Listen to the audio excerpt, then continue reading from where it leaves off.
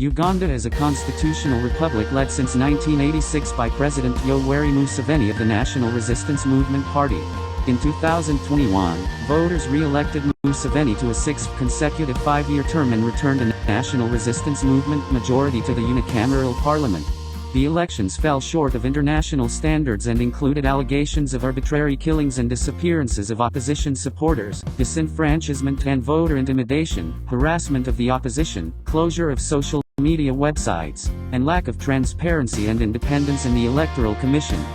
The National Police maintain internal security, and the Ministry of Internal Affairs oversees police. The President detailed army officials to leadership roles within police and the executive, including government ministries. The law allows the military to support police operations to maintain internal security.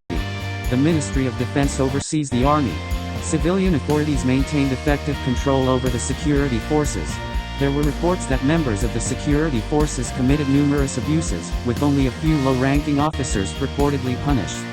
Significant human rights issues included credible reports of unlawful or arbitrary killings, including extrajudicial killings, forced disappearance, torture and cases of cruel, inhuman, or degrading treatment or punishment by government agencies, harsh and life-threatening prison conditions, arbitrary arrest or detention, political prisoners or detainees, serious problems with the independence of the judiciary, arbitrary or unlawful interference with privacy, punishment of family members for alleged offenses by a relative, serious abuses in a conflict, including unlawful civilian harm, serious restrictions on freedom of expression and media, including violence, threats of violence, and unjustified arrests or prosecution of journalists, and censorship, serious restrictions on internet freedom, substantial interference with the freedom of peaceful assembly and freedom of association, including overly restrictive laws on the organization, funding, or operation of non-governmental organizations and civil society organizations, serious flaws with citizens' ability to determine their government through free and fair elections,